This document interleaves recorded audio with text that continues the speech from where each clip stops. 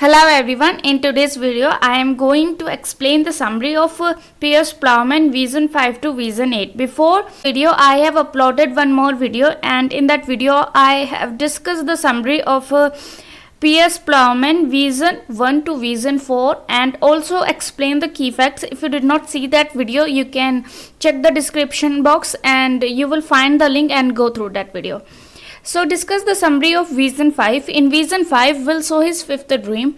In the dream, we'll meet a man whose name is Anima, who introduces himself by several other names as well. Anima teaches Will that society is like a tree whose roots are rotten, and the roots of that tree are called priesthood. Inflicting the rest of the tree with sickness as well. Anima also teaches Will about charity. Here is a new character entry in this vision whose name is Charity, who wears expensive clothes and instantly gives his clothing away to anyone who needs it. Will longs to meet Charity, for he is never truly seen Charity play out in his own life. Once again, drawing upon the analogy of a tree, Anima says that Charity is the fruit of the tree of patience tended to by Piers Plowman. At the sound of Piers Plowman's name, Will faints and enters in a dream within a dream. Now, again, the technique of dream within a dream begins. In his dream within dream, Piers Plowman appears and explains to Will that the tree of patience is under attack by evil forces whose name is covetousness. The flesh and the devil. Piers uses 3 wooden poles to beat the evil forces when they try to snatch any of the fruit that has fallen from the tree. A woman whose name is Mary appears, declaring that Jesus will joust an evil force called the Fiend for the fallen fruits. Instantly, Will witnesses the events leading up to the crucifixion rapidly unfold, including the Last Supper, Judas, betrayal of Jesus, and Jesus' crucifixion. Now Will awakes from a dream within dream, and he is in only is a single dream. And in his single dream, he meets a man whose name is Faith. Faith has one more name, which is Abraham, who is one of the road to Jerusalem in search of a knight whose name is Jesus. Faith tells Will the story of when God tested his devotion by telling him to kill his son Isaac. He also explains to Will that he is crying a multitude of souls in his court to be saved by Jesus. They come across another man on the road who introduces himself as Hope. So one more character is coming into the Vision 5 whose name is Hope, and the character of Hope explains that he is in the search of a knight whose name is Jesus, who will seal the commandment that God gave to Hope on Mount Sinai. The man also see a Samaritan riding along, also headed to Jerusalem. Suddenly, all of the men notice a wounded man on the side of the road who has been brutally attacked by the thieves and left him to die. Faith and Hope flee at the gruesome sight, but the Samaritan immediately jumps off his horse to help the man and tend his wounds. The Samaritan hoists the wounded man up onto his horse, and they travel for 7 miles to the nearest inn, where the Samaritan places the innkeeper to take care of the wounded man. Will is following close behind, is curious about the Samaritan's empathy toward the wounded man. Will catches up to the Samaritan and tells him that his own companions Faith and Hope fled away. Samaritan explains that this is to be expected, as the wounded man was in such a critical condition that neither Faith nor Hope could save. So the wounded man's only hope for survival is Jesus. After a short discussion, the Samaritan says he must depart, and here is the end of Vision 5. Vision 6. In Vision 6, on the day of Sunday, Will saw a dream. He sees in his dream Jesus entry into Jerusalem standing barefoot on the back of a mule. As the crowd sings joyful songs, Will is startled to see that Jesus looks like Samarthan and Piers Plowman. Will calls out to Faith for an explanation, and Faith immediately appears. Faith explains that, as Mary declared earlier, Jesus has to come Jerusalem to joust against the affiant, for the fruit of Piers Plowman suddenly will cease. The crowd turn sour as their joyful songs turn to bitter cries of crucifixion. In a flurry, the crucifixion unfolds as Jesus is nailed to the cross and takes his final breath. Now, Jesus descends into hell. The Will follows him. Will notice four beautiful sisters whose names are highlighted on your screen. You can read.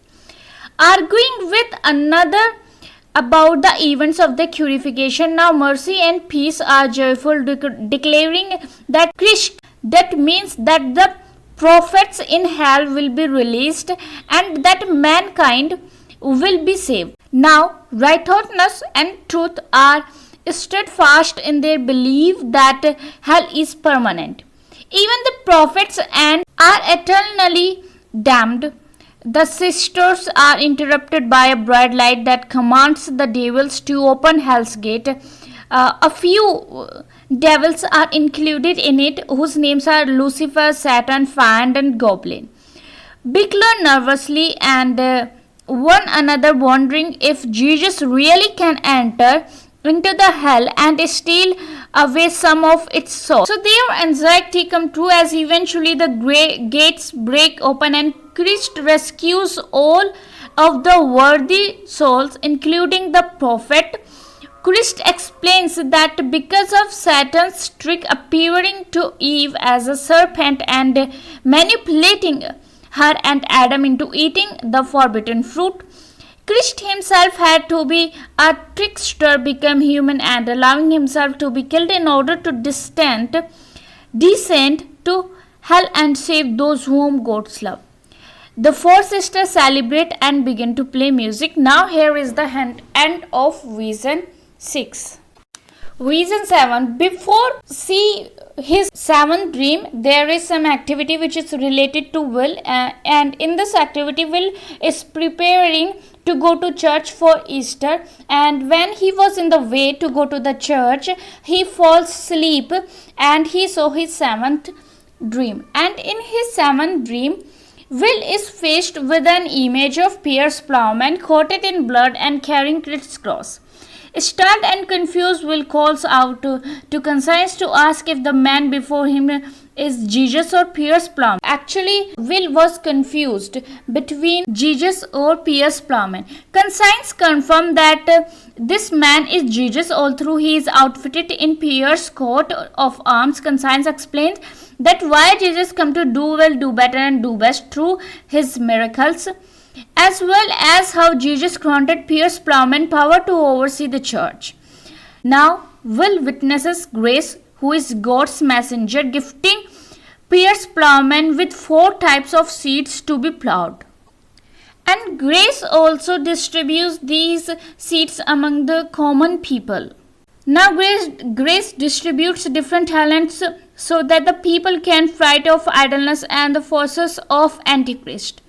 Grace instructs Piers Plowman and Conscience to build a barn called Unity, which will house all of the grain once the barn is built. Piers Plowman and Grace depart to plow the field all over the world. Pride sees the Unity is vulnerable and sends his evil followers to attack Conscience and the Christian community. Conscience cries for the Christian to take refuge in Unity, which becomes the Holy Church. Although most people obey Conscience, a handful of people refuse to listen and abandon Unity. Will awakes, and here is the end of Vision 7. Vision 8. This is the last vision of this book. Before going to the Vision 8, there is some activity with Will. Will continues to wander the world but feels somber and doesn't know where to find his next meal. So Will meet a new character whose name is Ned, and the man explains to Will why being needed is a good thing. Ultimately, try to tempt will not begging, so that he never has to work. After need departs, will sow his eighth vision. In his last vision, Will sees Antichrist and followers attacking unity. The Christians cry out to Cain to help them, so Cain sends two helpers whose names are death and old age, and different ailments. Caius ensures, and at one point Will is hit on the head by old age, immediately making him bald, toothless, sick, and important. That draws dangerous close to Will, but Will cries for Cain to keep him safe. Cain instructs Will to take refuge in unity and learn to love. If he loves other people genuinely, he will always be provided for. So the force of evil continue to attack, and hypocrisy proves to be particularly deadly, seriously injuring many of the people in unity. Now Concise sends for a doctor to heal the sick and injured, but the people dislike the doctor because he forces them to the penance, and the ointment he applies to their wounds stings greatly. The people ask for a doctor with a gentle touch, and some suggests Friar Fatterer. Conscience reluctantly agrees, as he knows that the doctor they really need is Piers Plowman, now a friar. All through Friar Fatterer is almost denied entry to unity by peace. Courteous speech vouches for the friar and lets him in. Concise begs the friar to heal the sick and the wounded, starting with his cousin whose name is Contrition. Friar Flatter says he is glad to help as long as he is paid in silver. He doles out a drugged beverage to the people, which puts everyone in an apathetic daze with that makes them all indifferent to sin and punishment. Now, distraught that the Christian community has gone from bad to worse, Concise declares that he will once again become a pilgrim and vows to search the words of Piers Plowman, the only person who can save unity and truly heal the people, as Concise cries out for grace, and Will wakes up, and here is the end of vision 8. So this was the explanation of Piers Plowman summary. If you like it, don't forget to subscribe and like the video.